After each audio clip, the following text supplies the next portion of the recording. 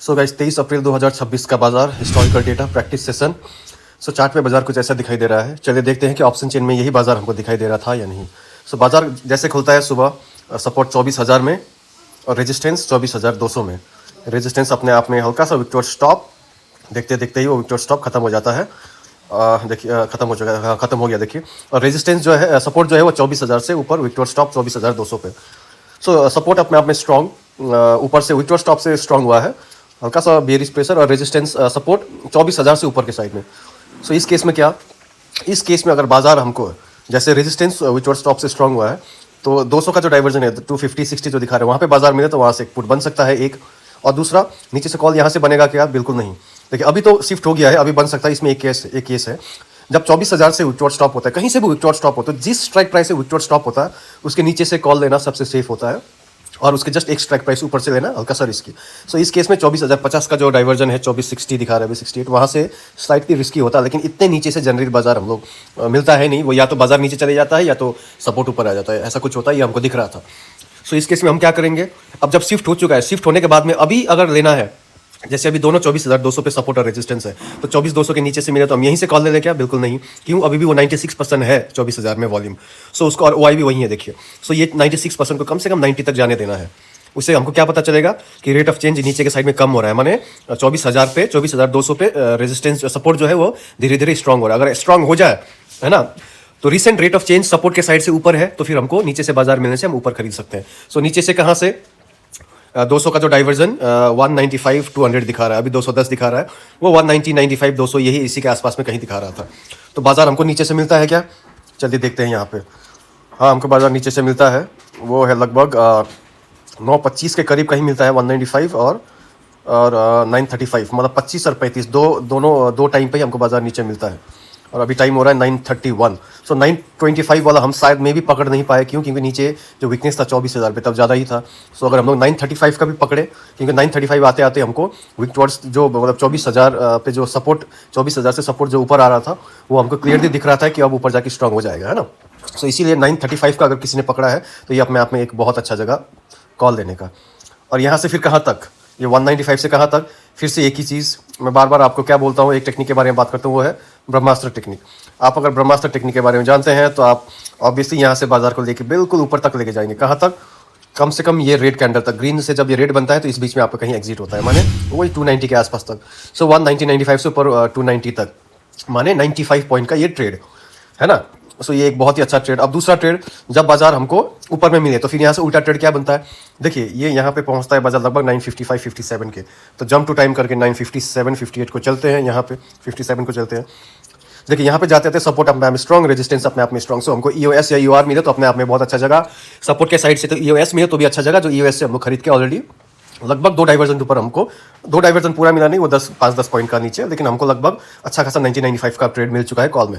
अब यहाँ पे बाजार अगर हमको पहुंचे तो हमारे पुट का ट्रेड कहाँ से बनता है, 250 का डाइवर्जन 298 दिखा रहा है, ये अपने आप में एक बहुत अच्छा जगह होता है पुट खरीदने का। लेकिन इसमें एक केस क्या है, रेजिस्टेंस के साइड में विक्टोर स्टॉप नहीं होना चाहिए, सपोर्ट के साइड में तो अभी होगा नहीं, हमको पता है, क्योंकि सपोर्ट का नीचे से अभी जस्ट ऊपर आया है, तो सपोर्ट में अगर WTT होता है तो होने में टाइम है, हो सकता है तो रेजिस्टेंस, और रेजिस्टेंस अभी हमको WTT होते हुए दिख नहीं रहा है, 54% है 24,300 पे, तो ये अपने आप में एक बहुत अच्छा जगह पुट देने का।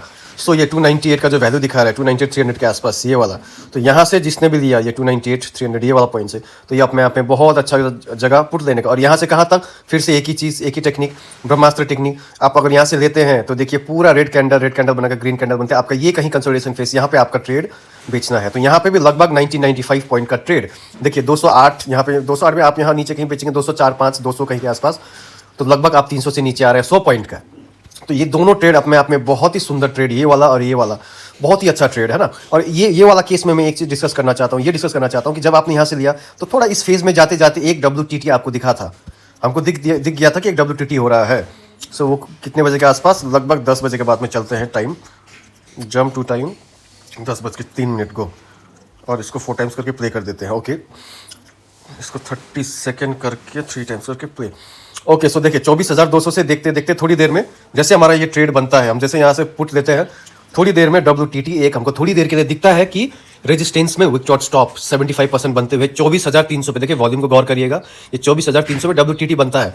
तो इस वॉल्यूम को देखते हुए अगर किसी ने ये 300 वाला ट्रेड नीचे 355 50-55 वाला डाइवर्जन में ही अगर बेचने का कोशिश किया होगा, तो देखिए ये उतना बुरा नहीं है। देखिए मैं ये वाला बात कर रहा हूँ, जैसे यहाँ पे 75-76% हुआ WTT, तो बहुत को लगा होगा देखिए इस पॉइंट पे कि 250-55 आता है तो यहाँ पे कहीं बेचे, है ना। तो यही मैं बात कर रहा हूँ कि लगभग 10:31-32 में अगर किसी ने सोचा कि मैं यहाँ से निकल जाता हूँ लगभग इस पॉइंट पे, यहाँ आते आते ये वाला ये पॉइंट तक, यहाँ आते आते ये वाला फेज में, तो देखिए मेरे हिसाब से इसमें ऐसा आपको बेचना नहीं चाहिए था। क्यों? क्योंकि जब ये इस फेज में चल रहा था तो कोई WTT नहीं था। सो जब यहाँ से गिरने लगता है तो आपका कैंडल ऑलरेडी बनने लग गया था, तो यहाँ पे आपको नहीं बेचना चाहिए था। लेकिन फिर भी किसी ने अगर एक ही डाइवर्जन में निकला तो कोई बुराई नहीं है, आपने एक डाइवर्जन अच्छा सा खाया, और ये ऑपोजिट ट्रेड है तो एक ऑपोजिट ट्रेड में एक डाइवर्जन भी अच्छा खासा होता है ना। तो 30 रुपये जैसा प्रीमियम अगर आपको मिलता है तो वो अपने आप में एक अच्छा ट्रेड है। लेकिन ये ट्रेड अगर आप 3 मिनट का कैंडल भी लगा के देखें या 2 मिनट का कैंडल में भी देखें तो भी देखिए ये फेज आते आते अच्छा खासा फॉल हमको मिल गया, तो आपका वो ट्रेड जो है वो पूरा नीचे तक का है ना। ये ट्रेड, ऐसा ट्रेड आपको खाना चाहिए, रुकना चाहिए। क्यों? क्योंकि ये सब बार बार हमको मिलता है नहीं, और बाजार में कुछ टाइम बिताने के बाद में अगर इतना लंबा ट्रेड नहीं खा पाएंगे तो ये लॉन्ग रन में आपके लिए सही नहीं होगा।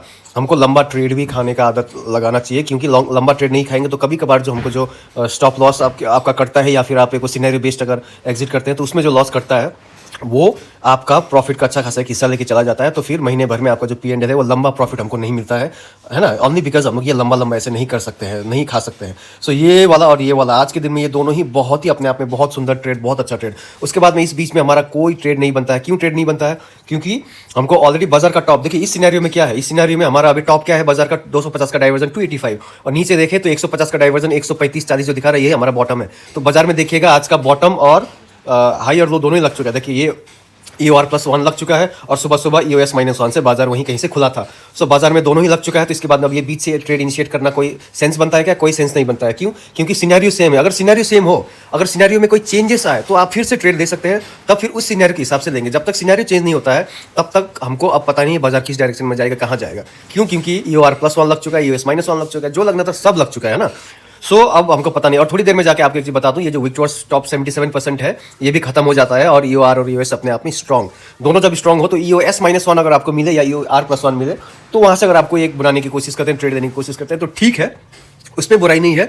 लेकिन EOR या EOS से आपको बिल्कुल भी नहीं लेना चाहिए, अवॉइड करना चाहिए। ये सब ट्रेड जो 190 ये वाला लाइन जो है ये 190 ये बीच में, लेकिन यहाँ पे आते थे देखिए 165 के करीब कहीं आया था, और ये नीचे 145-50 के आसपास कहीं मिलता, 150-55 के करीब ये EOS-1 था। यहाँ मिले तो ठीक था, और ये पॉइंट भी अगर यहाँ 280 तक गया देखिए भले, लेकिन ये पॉइंट आते आते 1-20-25 आते आते जो हमारा EOR+1 था वो 280-85 के आसपास ही कहीं दिखा रहा था। तो वहाँ यहाँ से भी दिया है तो ठीक है, लेकिन 1:30 बजे के बाद में थोड़ा एग्रेसिव होना। एक बार देख लेते हैं कि इस पॉइंट में जाके एक्चुअली वैल्यू क्या दिखा रहा था। 1:20 में जंप टू टाइम, ये 1:16 में चलते हैं। देखिए इसमें EOR+1 293 दिखा रहा है, वो थोड़ी देर में जाके 290 के आसपास में कहीं घूमता है, 90-85 ऐसे चलता है, लेकिन एवरेज हम देखें तो वो 285-90 के आसपास, यही इसी के आसपास था, सुबह जाता उसी के आसपास। तो ये थोड़ा एग्रेसिव था, इसीलिए मैं इसको ज़्यादा फोकस नहीं कर रहा हूँ कि ये ट्रेड लेना ही था ऐसा कुछ, है ना।